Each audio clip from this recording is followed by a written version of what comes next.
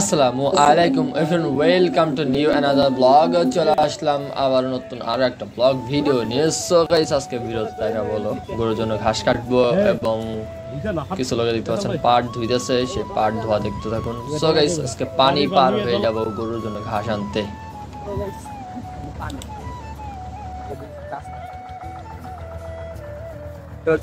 মাতে পানি বদল নেমে গেছি ঠিক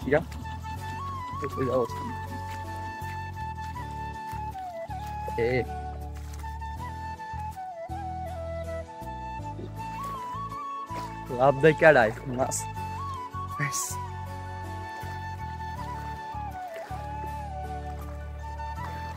কালকে এই জায়গাতে গেছি, মানে ঘাট আনতে গেছিলাম, ছিল হলো অর্ধেক গিরা পানি, মানে অর্ধেক গিরা পানি ছিল, মানে গিরা তোমার উঠে নাই। কিন্তু আজকে দেখেন, আজকে পানিটা একবারে পুরা গিরা ভিজে যেতেছে। এবং গাইস যাওয়ার সময় আমার ঘাস নেওয়া যায়, ওই পাশ দিয়ে যাইতে হবে। সেটা হলো ধান ক্ষেতের বার।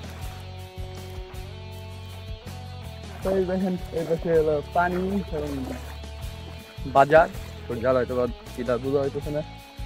কিন্তু এই যাওয়ার সময় হচ্ছে ওই পাশ দিয়ে যাইতে হইব, কারণ এই পাশ দিয়া ঘাসের বোঝা নিয়ে আর যাওয়া যেত না, যেহেতু পানি গিরা পানি হয়ে গেছে, যে এই কারণে এই পাশ দিয়ে আর ঘাসের বোঝা নিয়ে যাওয়া যেত না।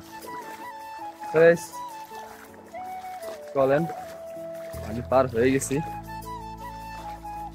এবং গাইস নতুন মিশন শুরু করে দেবো কিছুদিনের ভিতরে। সেই মিশনটা হলো মাছ মারার মিশন।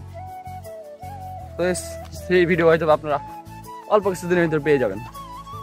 তো চলেন, চলে আসলাম এই যে ঘাস খেতে। দেখেন এই পাশে ধান বুনে রাখছে লোকজন, এবং গাইস এই হলো ওই যে সামনে আমাদের ঘাস, এবং তারপরে হলো পাট। কিছুদিনের ভিতরে আপনাদেরকে কিছু কিছু ভিডিও দিব, যেগুলো হয়তো বা আমার আগে ভিডিওগুলো তো দেখেন নাই, সেসব ভিডিও আপনাদেরকে দিব। তো চলেন আগে ঘাস কাটি, ঘাস কাটা শেষ করি, যেহেতু আমার সাথে কেউ নাই, এই জন্য এই ঘাস কাটতে হবে। ক্যামেরা রেখে দিই।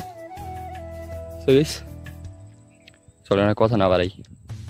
তো এখানে ঘাস কাটার আগে আমাকে কয়েকটা পাট কাটতে হইব, কারণ হলো ঘাসে বোঝা বান্ধার লেগে, যেহেতু বাড়িতে দড়ি নিয়ে আহি নাই। এই যে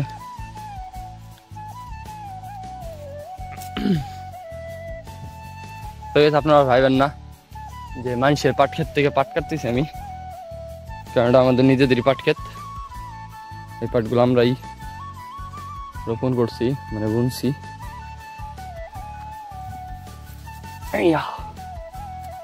আমরা যেহেতু কয়েক বছর কোনো চাষাবাদ করি নাই, কারণ যেহেতু আব্বু বাইরে ছিল, এই কারণে আব্বু চলে আসছে প্রায় 1 বছর।